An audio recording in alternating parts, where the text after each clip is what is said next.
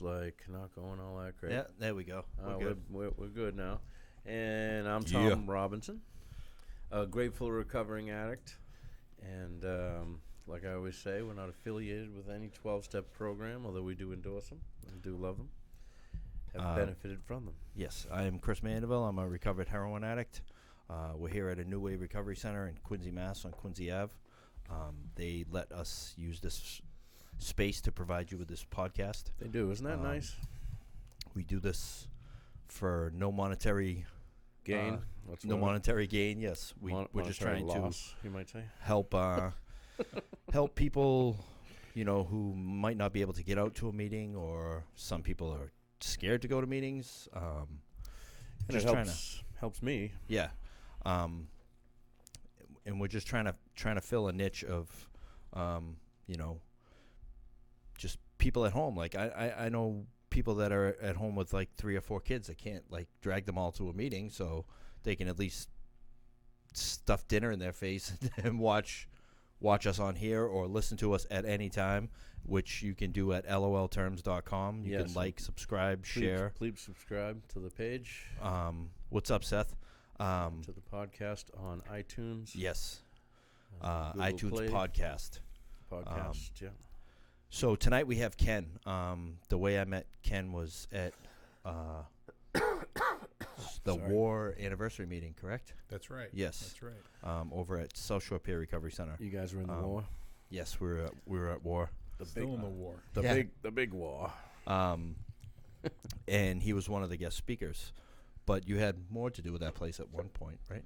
Yes. So last year, I think it was in April, I was hired to direct. I was the first director hired for South Shore Peer Recovery's walk-in center.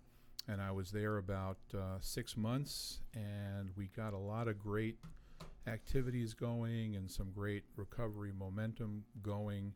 And nice. It was, and it's still going strong. And just to plug, something on Tuesday night, I hear that there is a refuge recovery meeting starting. Yes. Somebody in the room here might be involved in that. And maybe suspect. Allegedly. Yeah. Allegedly. So yes, actually, you mentioned it. I'm going to be facilitating a refuge recovery meeting at South Shore Peer Recovery Center starting November 12th. It's going to be 51 Cole Parkway from 7 to 8:15. So if you're interested in refuge recovery and want to check it out, swing through. Good stuff. And you also facilitate refuge recovery. I do. So I'm new to the refuge recovery concept. I mean, I've been in recovery myself since I hate to say it out loud, but January 28th, 1972. What? Whoa. Yeah, it's a long time. Dude, I am truly a recovery dinosaur. I never asked.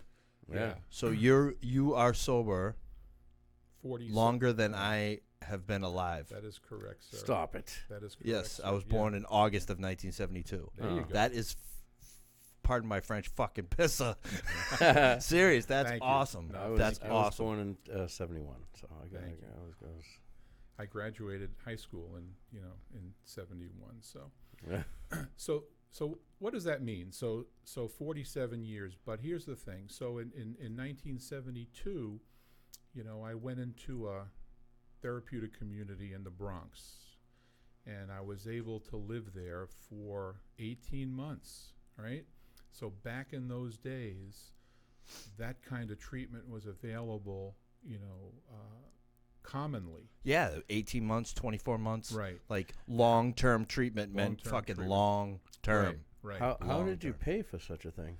It was you didn't pay for it. It was paid for by the federal government. It was paid for by the state of New York, and through private donations. But it was readily available. There was no insurance involved. Right, yeah. There were no academics and credentials involved. It was basically people like us helping people like us. Yeah. TC, like Right. therapeutic TC, community. Right. So the people that ran, so the program I was in was called Logos Center. Logos. Logos Center. It was started in a Viktor Frankl. It was, I think Logos means life or new life. I think that's meaning, meeting of some kind, or is that because logotherapy was Viktor Frankl's thing? Something to do with that. Maybe it's a different word. I think they took it. I think it might be a Greek word, or it's Greek for life or new life. There was a Logos philosophy. I can recite it for you if you want. Yeah. Oh, listen, a one-page philosophy like we had? We had one at Turnabout, and like that meant so much reading that and hearing that every day. Go ahead. Every day, yeah. We had a morning meeting every day, yep. and somebody would get up and say, life has meaning and worth only when I, knowing the worst of myself, grow sufficiently to give of my best, overcoming fear, the jailer of my heart and mind, to give me strength to welcome any test. So that's what we would say every day. There's a lot of similarities to the one we had. I think ours was a little longer. Yeah. I have it somewhere. Yeah. And I got to find it because It's like, first let us know these things. yeah, that our lives matter. We were born with potential, and goes on. And I remember when our facility had closed, the one that was in Hingham, and they moved it over to Weymouth. When you first get there, it seems like it goes on and on and on. Yes. And so then they're in Weymouth, and I went in there and seen it on the wall, and I'm like, what is that? Yeah. They had changed like so much stuff in it for political correctness or whatever. Like, I don't know. It just messed it all up. Yeah. I believe. Well, for better or for worse, I mean, for me, it was for better. The year and a half that I lived at Logos and was, and the place was, we jokingly referred to the people that ran the place as just, we were all crazy and we were all maniacs, and we all, had no problem getting into a circle 3 or 4 times a week, for 2 hours a night. And we stripped each other down, and psychologically, and Right, not literally. not literally. No, not literally. You called each other on your shit. Called Yeah. each other on our shit. That's right. Yeah. And it didn't happen in 1 2-hour session. You needed to be willing to change, right? Yeah. And they took That's that right. very, very seriously. That's awesome. Yeah, so there were a few cardinal rules. There was no violence. We had cardinal rules. No violence, no chemicals of any kind, No stealing. no stealing, no threat of violence. Mm-hmm. There Yeah. were maybe 4 cardinal rules. They're probably the same that we had. Yeah, every Wednesday was rules and regs. Yeah. Every Wednesday we went over the meeting. So you couldn't say that you didn't know the rules. You could not say that you didn't know the rules. And then when a cardinal rule was broken, if it was so this was a co-ed program. Okay. So if it was a male, the choice was, okay, well, we're going to shave your head, and you're going to wear a sign for a month, and you're going to work in the kitchen washing dishes and pots from 6 in the morning to midnight. Or you could get the fuck out. And make room for somebody who really wants to get well. Yeah, Really wants to exactly. Be there. Yeah, and that was the mentality. So they took it very seriously, and like I said, there was federal and state money. So every now and then, and it didn't happen frequently, there might be a visit from somebody from the state. Mm-hmm. And so all the bald heads got in. We got into a truck and we drove, down the street during the visit. So Really? because it was controversial. Yeah, absolutely. Yeah. People would freak out if they saw, that people's heads were being shaved. And that's what they said to me when I was in jail talking about Turnabout. They're like, "Oh, they make you shave your head. You got to wear a dress." Yeah. So Kurt Gerald said, "What's up?" Hi, Kurt. Pastor Kurt. I was gonna say you guys got to get Kurt on the podcast. Yeah, He's we had him already on. been on You've the had him podcast. on? Yes, you can listen to his episode. It was great. New York boy. Hey, Kurt. Good to see you.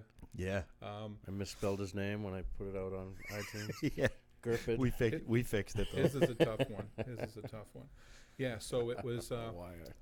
So what went on? So here's the thing. I don't know how many people.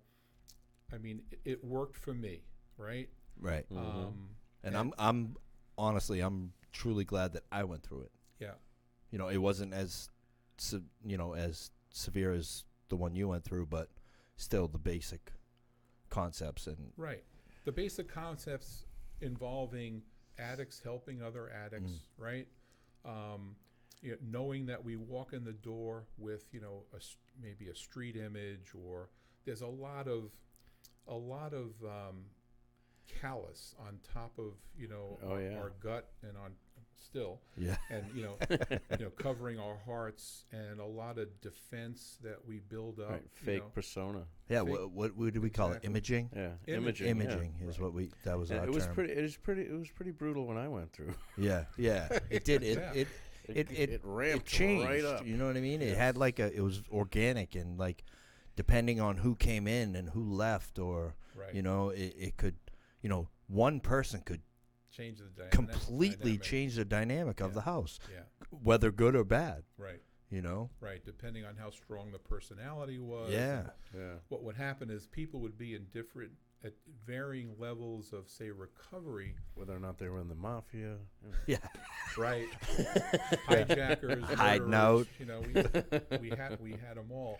But if people were, not, people could be in early recovery in the program, and if somebody came in who was charismatic in a negative way, it could get the attention of folks who are working on themselves and get them and set them back. Yep. Even to the point where, if that person left, there would be people that would leave with them, because of the charisma. So it was always touch and go. But the process of breaking down those calluses and getting it, your authentic self, it takes time, So being in a program for a year and a half, you're working on that constantly. Yes. And the shaved heads and the signs, they're all designed for a therapeutic purpose, as harsh as it might seem. And for me, it saved my life. So I don't have any criticism. I have nothing but gratitude for what I went through. Yes, right. Me as well. Yeah. I'm so grateful that I went through that. And that was the only, I did Bridgewater. There's no water like Bridgewater. I did 30 days over there because I was at lockup in Quincy Court, and they said, do you want to go to detox or jail?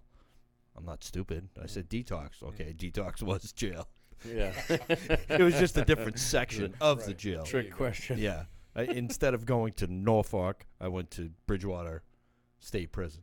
Yeah. And 2 months after that, I ended up in jail and went to Turnabout from there. That's where I was paroled to. And it was the only exposure I had to a treatment center. And here I am 17 years later. It's all about that foundation, right? I mean, you get a chance to build a recovery foundation. Yeah. And, you come out of treatment like I did, and there was no aftercare per se. I was, like I said, it wasn't a 12-step program. So now, did you guys go outside to meetings? we didn't go outside to meetings. We would go outside to speak to groups and tell them our recovery stories and tell them about the program. But wow, what kind of groups? It would be like civic groups. It would be like schools. Huh. It would be the B'nai B'rith. It would be because we were B'nai B'rith. So Jewish organization. Yeah. Oh, okay. Catholic organization. Oh. Youth organizations. A lot of youth. Right. It was attempts to reach youth and kind of basically tell them this is what happened to me. So I mean, how old were you when you got there? I was 18 when I got there. When you threatened somebody with shaving their hair in the 70s, it was a big deal. Yeah. You're right. Right. That's right. It was all about the hair.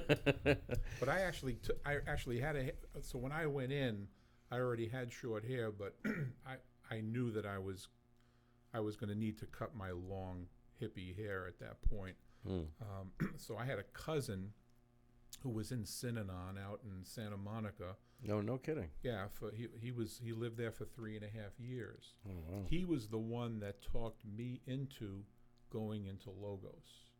Because the people that were running Logos, he knew from Synanon. and he knew that I would be in the right hands, because at that point, you know, I had gotten into so much trouble. I had gotten arrested for selling heroin in New York. I was going to ask you, and this what is was at your, a. So you were young when this happened. I was young. what was your drug of choice? I was going to ask you. It was that. heroin for Okay. about 3 years. I want Well, to say that from makes three of us. from like Yeah. 15 to 18. So logos is derived from a Greek word with various meanings, meaning ground, opinion, expectation, account, reason, proportion. Reason. There's a lot of.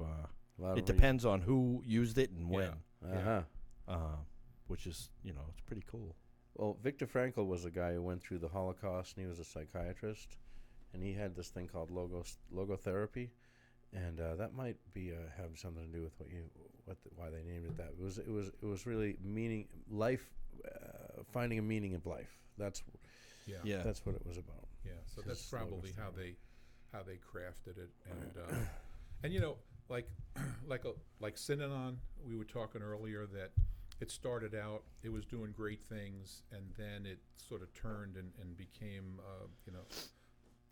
it kind of went down the tubes and became negative because people just lost their minds and lost sight of what they were there for. Right. There was a lot of issues in logos too. Like after I left, there were executives that were, mismanaging funds. And it was maybe a couple of years after I left, they closed down because of it. So, but there are still TCs. There's I want to say Samaritan House is still around, and Phoenix House is still around, and Daytop, I believe, is still around, and these are all cousins of Logos. And yeah, I want to look into some more of that Synanon. Yeah, so if you read, is it William White that does a lot of writing about addiction and recovery? Mm-hmm. He wrote the book Slaying the Dragon, which is an amazing, it's a big book about the history of addiction and treatment in America. Wow. Yeah. And it covers everything, and he has a blog. I could have wrote Chasing the Dragon, but Right. There you go. But he's an amazing voice in the recovery community, and he writes eloquently and speaks. What was his name again? William White. Okay. William White. We'll have to remember that. So, Isn't that the guy from Breaking Bad? no. That's Walter. Well, that's Walter. That's Walter. Yeah, and I almost said Walter White. It's not Walter. It's William. So, Yeah. you go through this treatment center. Are you there for how long? A year and a half. Year and a half. Yeah. And like, what did you get involved in when you left there? So, because you're what, 20 something in New York? I'm 19. Yeah. Yeah. So this is 1973. So I'm just turning 20. So I got out in July. I was 19. I turned 20 in August of 73. And I just I had all this newfound knowledge about myself, right? I had changed behaviors and learned to react differently to things, and I wasn't interested in getting high anymore. It just wasn't even on my radar. Learning things, and this sounds very simple, but how to relearn laughing at something just because it's funny. You don't have to be high to find it funny. Right. And right. food, food tasted good. Even the shitty food that we ate in the program, that I had a hand in making. Yeah, it's crazy how different things get. Yes. Yeah. Small things. Let too. me ask you this: how much do you think that experience changed your self identity? Who you thought of yourself as being when you got out? Because I had that. I think that was a big part of me, of what helped me to get over my addiction. Yeah. So, part of what I worked on in treatment was, you've heard people say this a million times. They felt uncomfortable in their own skin. I was just really insecure. I was scared. I needed to get high to talk to girls, to go to parties. Right. When I wasn't high, I was too scared to do anything social. Yeah. So I was Right. really socially, isolated, and just felt like I felt like I wasn't, I wasn't a good enough athlete because I played ball. I wasn't good looking enough. I didn't, I couldn't express myself well enough. I wasn't smart enough to hang out with the smart kids. I mean, there was always these levels of, you're just not good enough. Right. It's gravitate towards an identity, and you can gravitate towards one that works, which is the druggie. Yeah. Exactly. Yeah. So if I got high and, everything tasted better, I felt better about myself. That was the lie that you told yourself. Yes, I could go to parties, I could talk to girls, and everything became normal in terms of what how I thought I should be acting and how I thought I should be feeling, but it was all artificial. It was all provided by heroin. Yeah. Yeah. And it took all the pain away.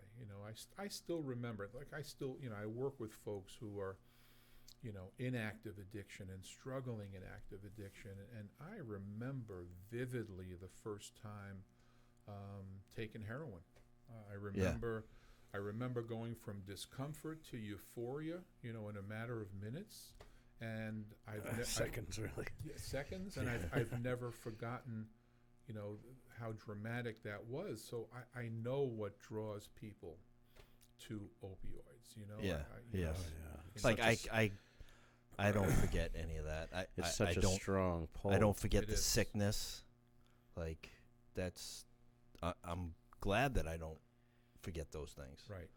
Like those are very important to me in my recovery, and like like yourself, seeing people that are going through it now, and like I don't know what fentanyl feels like. I don't know what Suboxone feels like, anything like that. I know what heroin felt like. Yes. And like to see what these people are doing now, and it's like, okay, I could hustle up enough money to get a couple bags and I'd be okay for the day. Like I see these people now, and they have to like get high like every hour and a half. Like that hustle, that was What do you mean? What? because the fentanyl doesn't have the half-life of Really? heroin, I didn't so know you this. have to get high a lot more. That's exactly why they're putting it in everything. Yeah, exactly. So I was talking to a Generates lot friend. of sales. Wow. I was talking to a friend, and I'm like, so what were you doing out there? He's like, I don't fucking know. Yeah. He's like, I tested dirty for everything. Everything. He was crack, benzo, everything. He goes, the stuff I was doing was turning pink. Like, he don't even know what it was. Yeah, that's a good You know, thing. it's so dangerous out there now. Yeah. And, Right. and like, I don't know.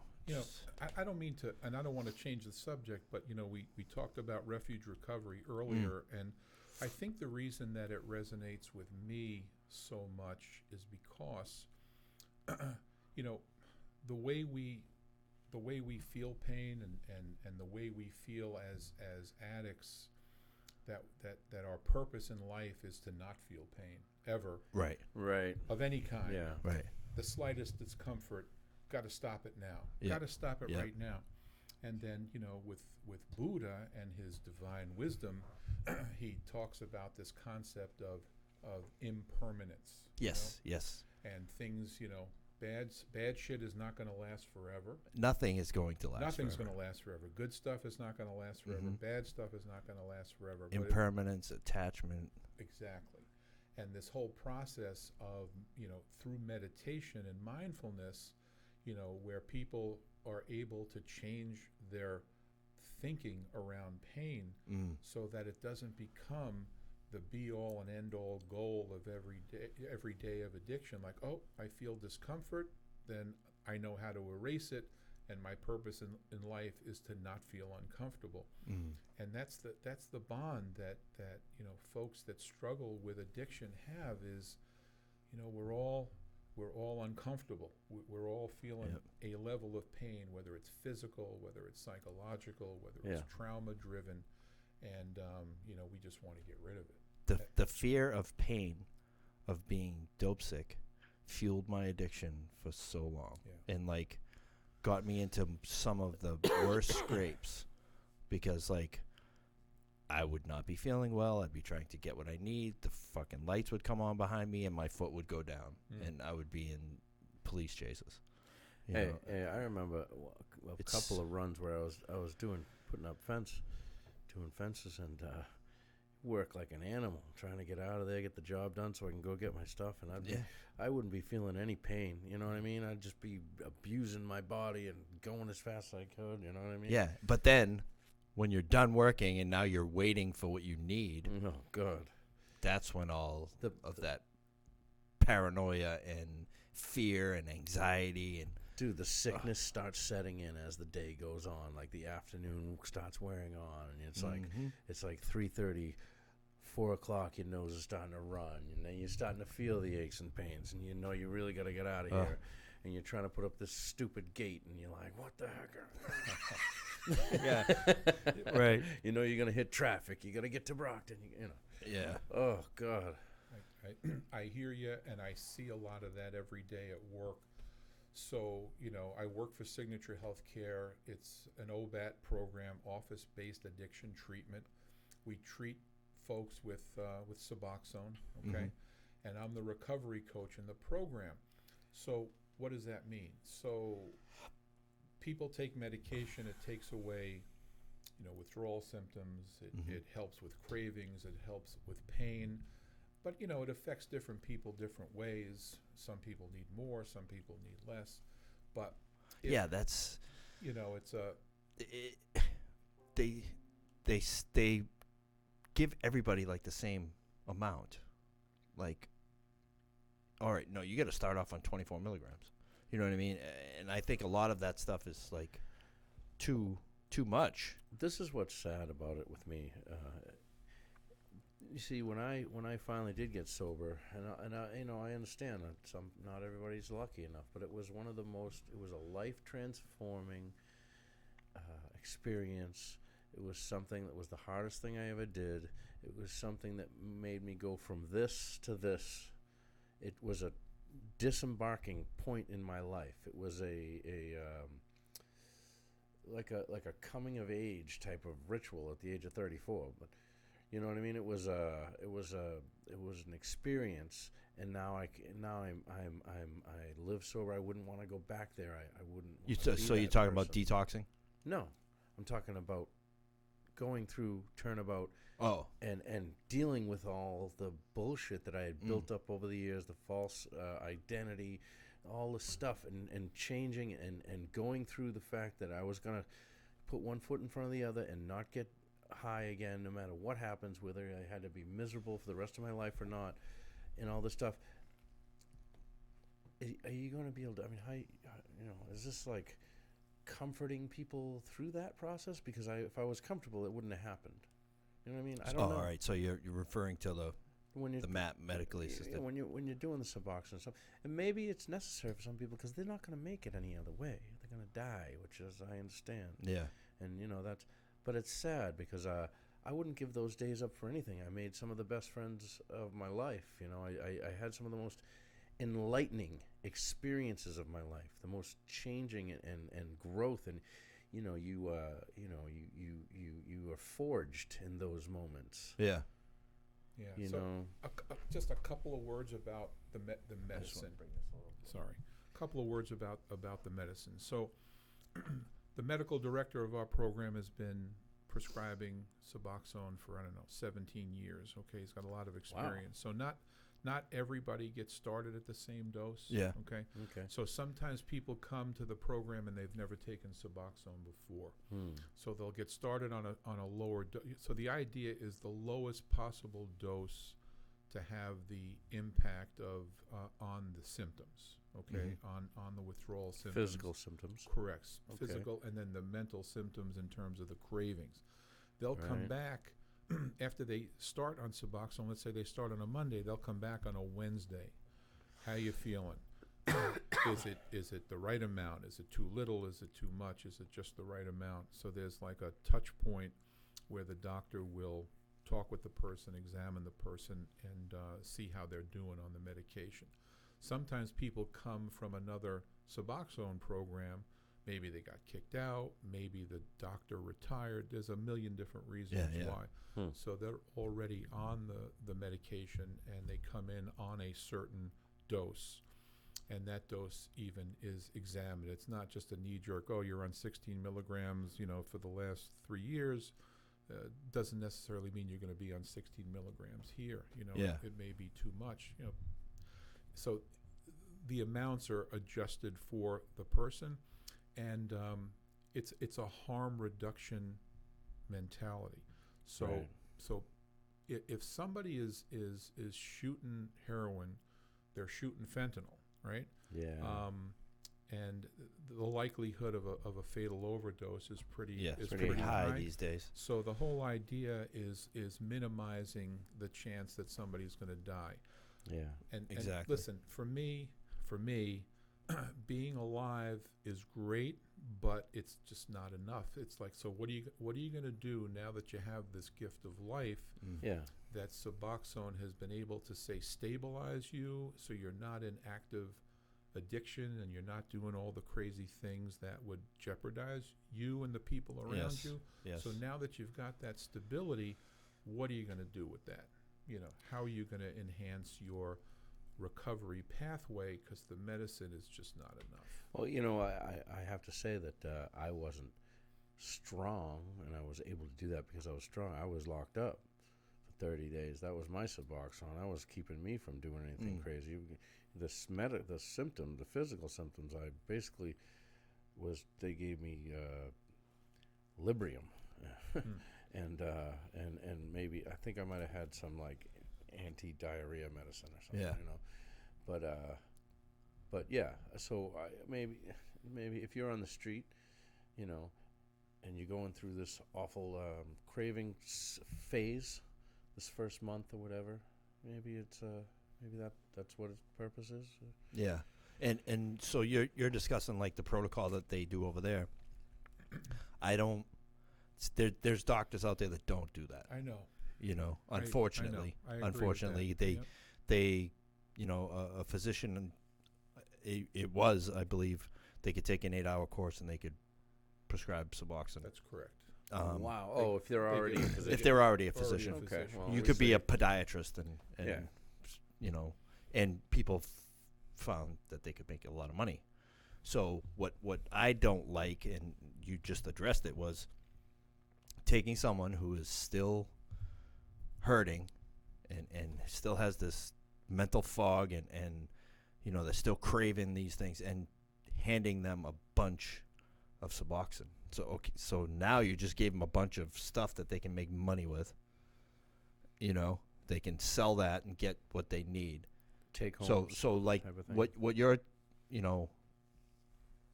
saying, like that's because I tried methadone way back in the day, and that's what they did.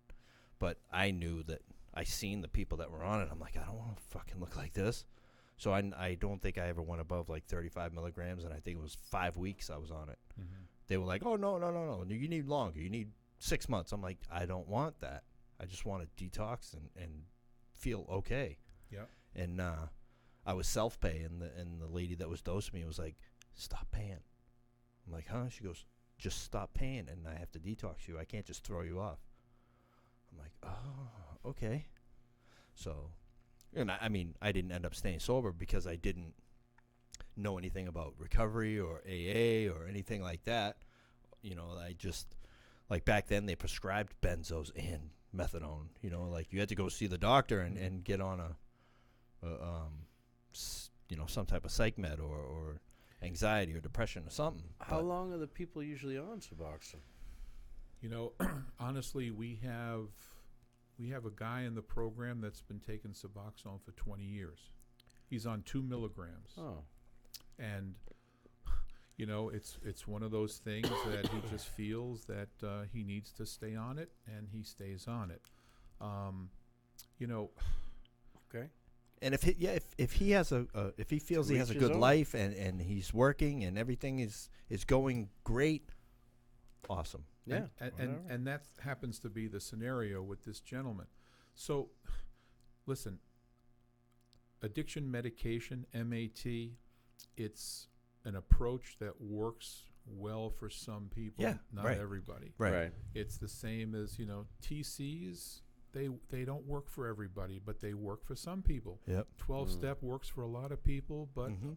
a lot of people have trouble wrapping their head around it. Smart recovery. I mean, you can go down the list of the Exactly. of the There things is that no are out monopoly. There is no monopoly. There's no Right. perfect formula that works for Right. everybody. Yeah, For sure. And there was times when I was like, fuck you, you got to do it this way. You know what I mean? Yeah. No, that's not the case. Like, Yeah, and one of the unfortunate things in the recovery community, and I hear this from folks, who might go to an AA or an NA meeting, and if they're taking medication, people feel ostracized because, there's a very strong sense of, well, you know what, if you're taking medication, you're taking Suboxone, then that's not real recovery, and people need connection in the community, right? Because if they're not in a TC for a year or 2 years, right? So they've got the community, they've got the recovery community, and I push hard to try to get people to come out of the isolation, of active addiction, and connect with people who are on a journey. It may not be the exact same journey as that person, but it's a recovery journey. yes. And connecting in the community is just so important, so that if I push somebody to go, try an NA meeting out, try an AA meeting out, and they go and they hear this, this sort of negative feedback where somebody's judging their, the integrity of their recovery because they're taking medication. Yeah. That sucks. I mean, that No, bothers me. It can kill.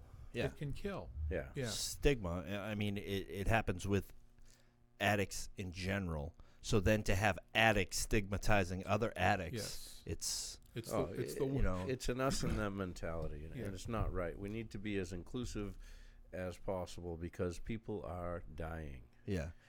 And Right. there's also those people that you come across that are not doing what they're supposed to do. And Yep. like It's more likely than not. It's difficult our because MO you're as addicts. handing someone who is an addict a very large means of getting messed up, and like I think that's why like the methadone worked well, because you had to show up every day and you got your dose, and like you said, there's levels to this. Right. There's lots of levels. Yeah, and the war cry is evidence-based treatment. Yeah. Evidence-based treatment. So the evidence, the studies show that people that are on addiction medications, stay, there's a far greater reduction in the number of people that suffer fatal overdoses as a result of using either methadone or Suboxone or Vivitrol. Mm-hmm. So, listen, I come from a world of,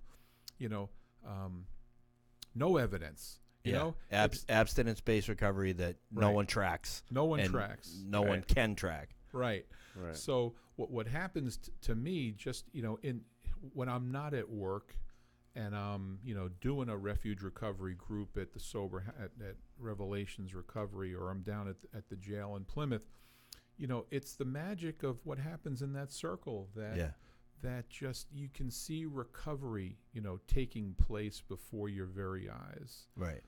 People trust the group enough, trust the circle enough, trust each other enough to share truth about themselves, and that's when recovery takes place. Yes.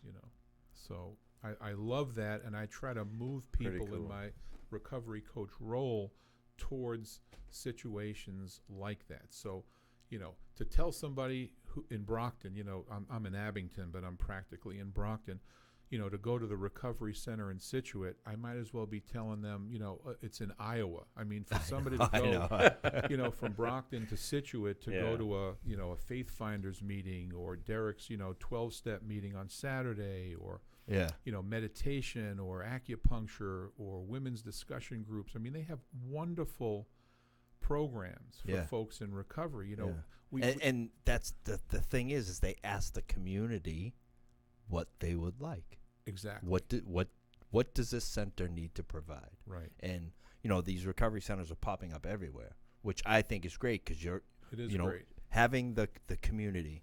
Like we went through Turnabout and like one of the best feelings for me was after I was out of the house, always being welcomed back. Like to be able to walk into that house Yes. and they're like, "What do you need? Yeah. What, you got to do laundry or something? Like you hungry? You want some food? Like what do you need? Like Yeah, that- you'd go downstairs and you'd be in the kitchen eating something, and you'd be Yeah. rapping with somebody. yeah." You know what I mean? Because when we were there, we had to talk with each person individually in the house. Yeah, like and to, it would be called a rap.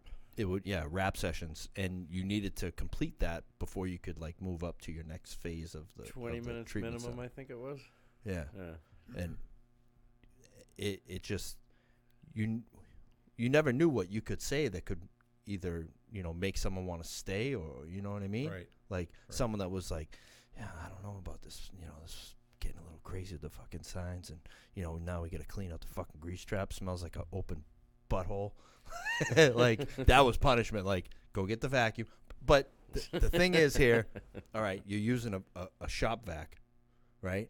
You're sucking out a grease trap, and you're stinking up the entire house. So not only yeah. is this one guy paying for it, but now everybody here is paying for it because you screwed up. And Yeah. they're pissed You off know? at you. So you definitely like bringing that guy his shit when he's done. You know what I mean? Yeah.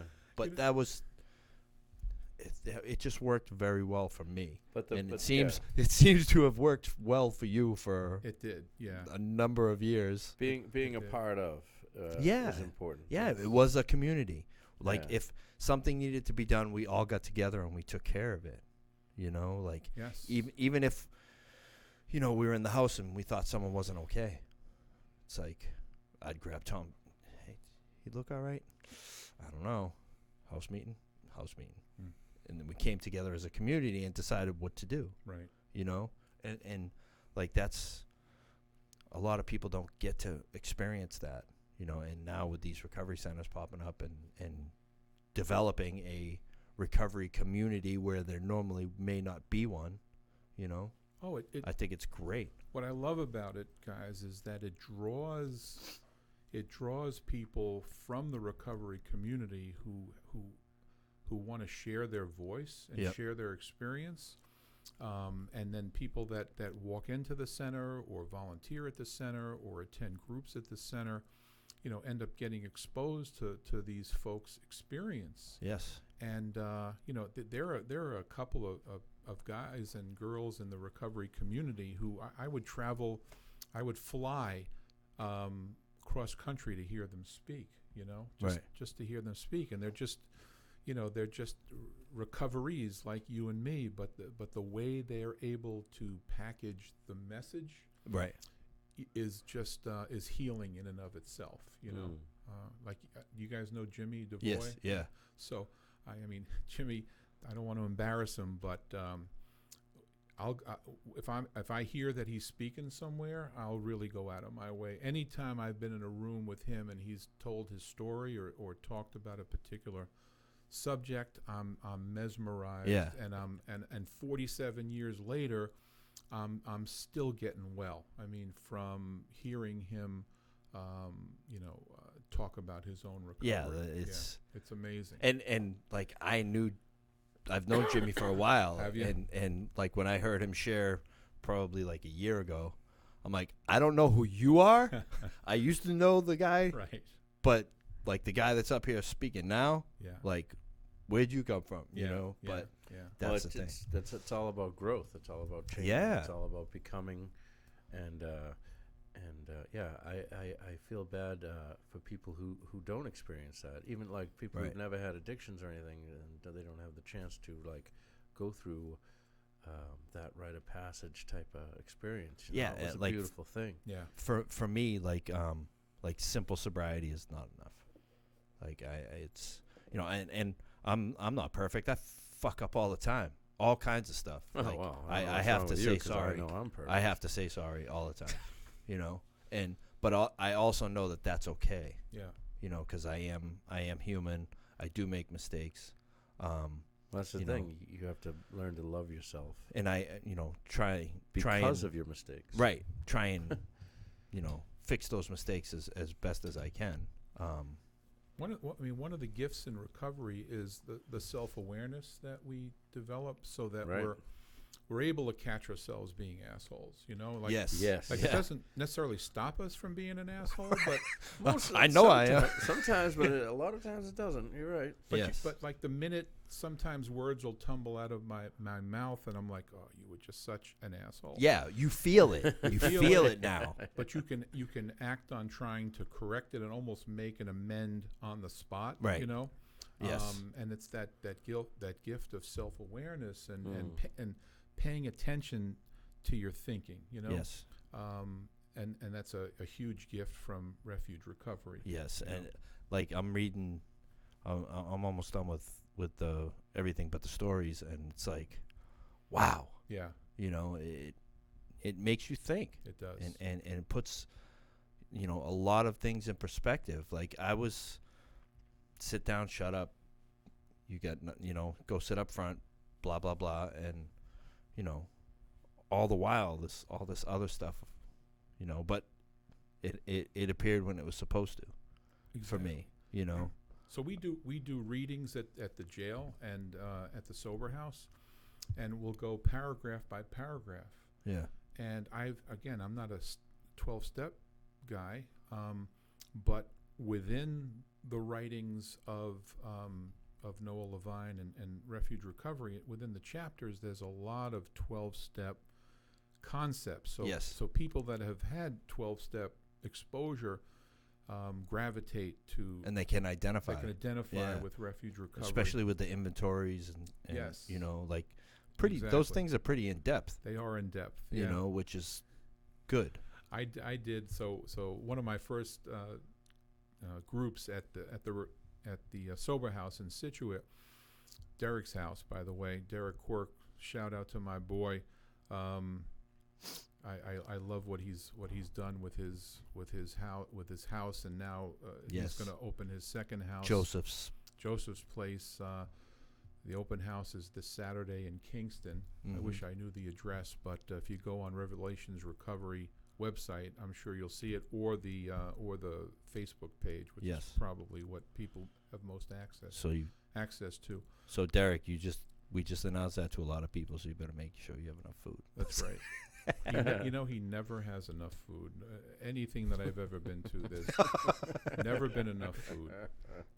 For me, I'm just speaking for me, not for anybody else. But it's all recovery too is a lot about the people that you meet along the way. Yes. And becoming friends with Derek and Sammy at High Point a couple of years ago was great. I was recovery coaching and doing CSP work for High Point back in 2017, and that's where I met Derek and Sammy, and they were doing the Arch program. They were doing the on-call recovery coaching at Brockton Hospital and Good Sam. Yeah. And got to spend a lot of time with them, running groups at Matsy and Batsy, and trying to get people who were going through the shorter-term treatment to get connected with a CSP person at the end of their treatment, so that they could continue the momentum and deal with. And the CSP, they like try and help you figure out what you're going to do when you get out. Exactly. What does CSP stand for? So it stands for Community Support Program, and it was basically mobile recovery coaches. So we would sit with the person prior to them finishing their treatment and go through sort of a needs assessment. Do they need, is their insurance tight? Do they need to choose a primary care physician? Do they have medical issues they haven't addressed? Going to the dentist. And now you would physically bring the people. If we would come up with a structured wellness or recovery plan on paper, like a roadmap, anything that was consistent with that plan, we would transport them. If it was it was a job interview, Yeah. if it was an appointment at Social Security, if it was And DTA. all this stuff's reimbursed. Right. So Mass Health would, so if you worked for High Point, you would put in certain number of units and insurance would pay Yeah, for it. yeah. Yeah. Yeah. Yeah, which is huge because Oh, and early that recovery. that is huge. one of the biggest deterrents, I would think. It's like, I don't have a doctor, I don't have this, I don't have that, and then they start thinking of all these things and they start getting overwhelmed, and now you have this person that could say, all right, hold on, we're going to take care of this first, Right. then we'll take care of this, Exactly. and just make some sense to the madness that's going on. Because if you're out there ripping and running, you haven't been taking care of nothing Nothing. for a long time. Right. And a lot of people will get sober, see all that, and be like, oh, it's too much. Yeah. And it doesn't even have to be that major. You know what I mean? It's just so many things on top. Like if you look at a big pile of shit and you got to move it, like, I don't want to move all that. Where do I But- stick the shovel Yeah, first? You yeah. know? So Now, a CSP worker will help. Take care of it one turn at a time. You're all right. Right, It's right. crazy. And then people coming out of incarceration too. A lot of times, we'll come in contact with them. They'll be referred to us. They'll have a parole officer who'll Mhm. say, well, in 2 weeks you got to have a job, you got to have this, you got to have that.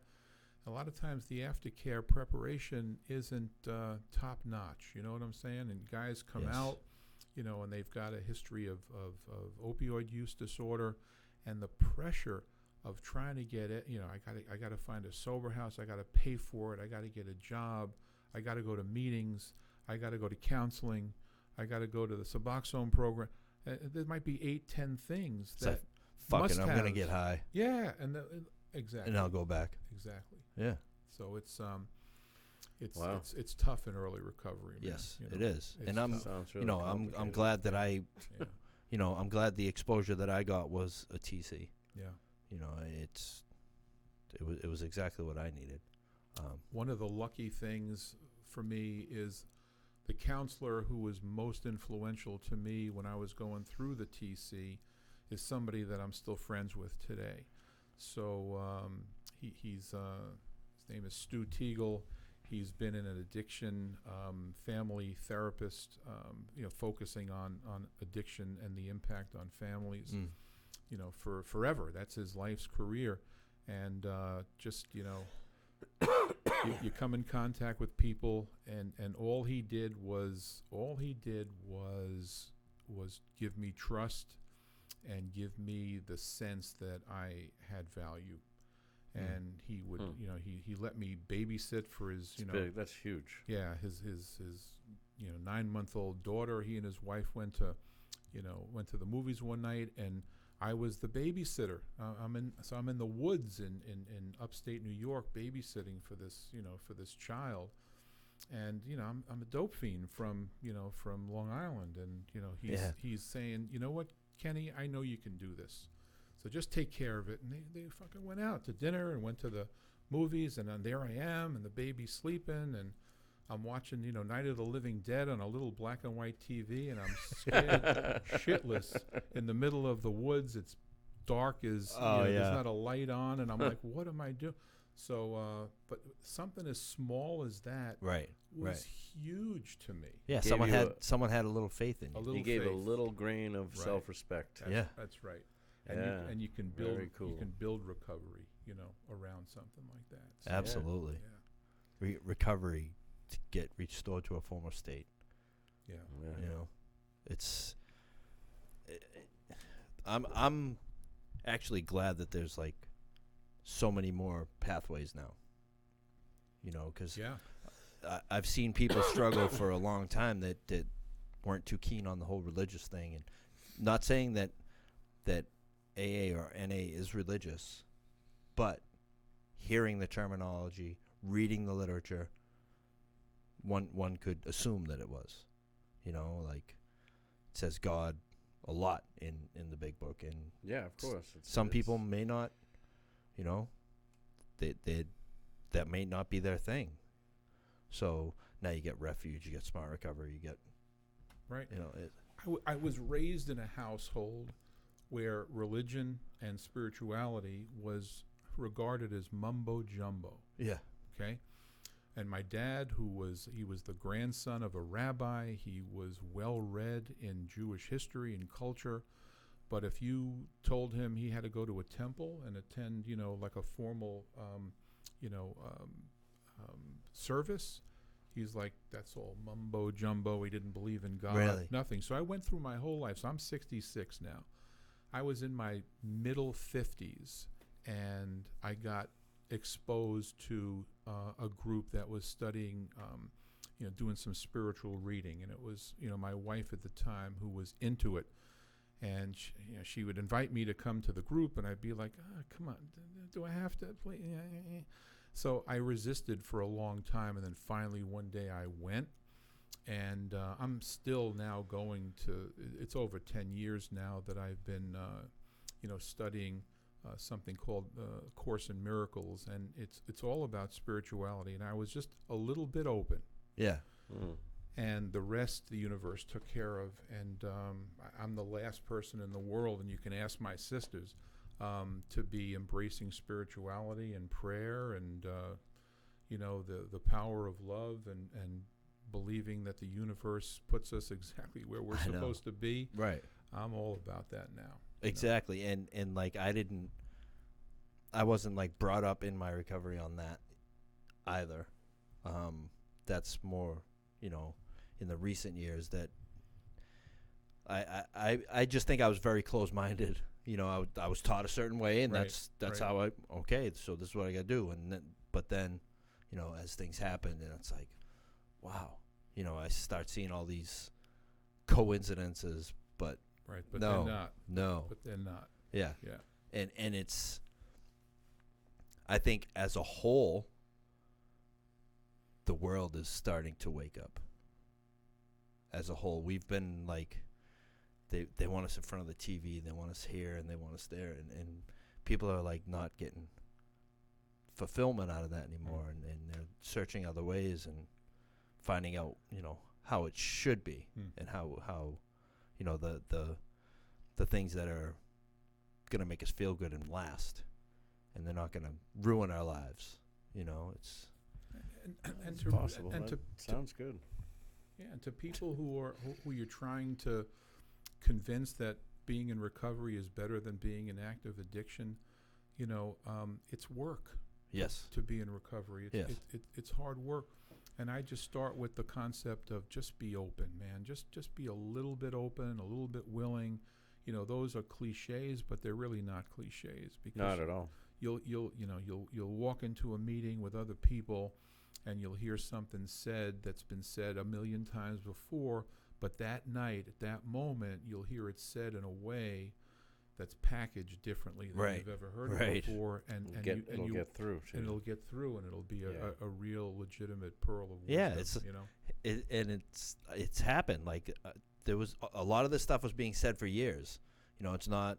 I've said it before. It's not like when I walked into a meeting, they took the book and put it away. Oh, Right, no, no, it was always there. right. It's when whoever it is, whatever it is, thought I was ready to be exposed to it, and that it would have maximum benefit for There me. you go. There you you go. know? And So And it did. So yes, That's awesome. yes. So you go into the jail, you do the refuge recovery for the inmates, which is Plymouth House Correction is where I got sober and my journey started down in Newman. Yeah. Not gonna forget it. Not gonna forget it. Well, what I do is and so last Friday I didn't do it, but it's 2 Fridays a month, and I bring trivia questions, right? And it could be movie trivia, it could be Motown trivia, whatever it is, and it's kind of an icebreaker. I ask them trivia Yeah. questions, and then we do usually 10-12 minutes of meditation. Don't want to push it, right? And then we do some reading, and at the end of every paragraph, open it up to the circle. Yeah. Did anything in this reading, resonate with you? And the guys are really all about sharing and all about supporting each other and listening to each other. And the hour goes incredibly quickly. Yes. Yes. And Wow. you get to it. That's in the recovery unit. right? It is, yeah, the SUD unit. So guys usually spend like 4 months Yeah, there. which is, they're going to benefit from it the most. But Yes. I think there would be a lot of other people in there that could benefit from it as well. Yes. Because I know it was not easy to get into the drug unit. Sometimes you had to wait until certain people got out or Right. whatever, and it seemed like a chore. I was lucky enough to get into it, and the whole unit was single cells. Mm-hmm. Like there was only one bed even welded to the wall. The other one hadn't even been put in yet. Okay. And I think it was 3 months I got to do that. I was like, this is great. Get to go back to my unit and, do whatever. It gave me a lot of time to sit with self, which I hadn't done for a lot of years, and like basically started my journey. Before I even knew, I found AA in jail. People coming in, They do, putting on yeah. commitments. They still come in. It was Jack the Marine. It was this guy Phil. Like exposed me to that, and like the first time I identified was with a woman who was sharing. And like our stories were very different, but what I identified with was the feelings. Mhm. And I was like, wow. What I love about that program too is that so guys will do their 4 months, but they're also sometimes invited back to spend more time on the unit to be mentors Yes. to the new guys coming Yep. in. And I mean I love that because a lot about what happens in jail, and to just see the guys truly caring about each other, Yeah. and wanting to have each Yeah, other's that's cool. back, and, Yeah. We had it's a great piece of it. when you were in your TC, we had big brothers. So like when we got in, they would assign us to someone who would show us the ropes. Yes. Did they have that? In the beginning, yeah. I remember walking in day one, and it's so in the Bronx house where I spent my first week, and then I went up to the upstate facility. It was in a former nunnery. It was a convent. Oh, yeah. It's elaborate, woodwork inside and all that. But you walked in from the street, and I'm literally 8 feet into the building was the front desk, and there was a hard wooden chair next to the desk, and it was called the Prospects chair. And you went in and you just sat in the chair. Everybody knew you were there to come into the program, Yeah. but they wanted you to sit on that chair and think about what you were about to do. And 6 hours later, somebody came out Wow. and took me into the office and assigned me to like a big brother who took me around the house and assigned me, my job was going to be sweeping the stairs Yeah. for a week or whatever it was. I was in a dormitory called the Prophet's Pad, with probably 12 or 15 other guys. And that was the introduction. I was terrified. Imagine that, 6 hours. You Yeah. sat in a 6 chair. hours. To think What are of- you willing to do? What lengths are you willing to Wow. go? And the outside world was 8 feet. You could just get up and just Yeah. go out the door. They wanted to see if you really wanted to Right. be there. Right. Because if you didn't, there was someone else that was outside in there. Itching to come in. They were dying. Right. So, Right. Yeah. well, this has been really, really great, I think. Yeah, fantastic. Oh, thank We you. appreciate you coming on. Man, I'm so grateful to be here and do this. Thank you very much. I think I foresee a part 2 coming. Yeah. So, yeah, That we'll would have to be get you awesome. on with a discussion. We like to do discussions with another person. That'd Yeah, be once great. a Have month. 4 of us. 4 of us, yeah. So, Love that. Thank yeah. you. Like, subscribe, share. Thanks, everybody. Yes, LOLTerms.com. Appreciate you. And I think that's about it. So, peace. God Peace. bless everybody. God bless. Yes.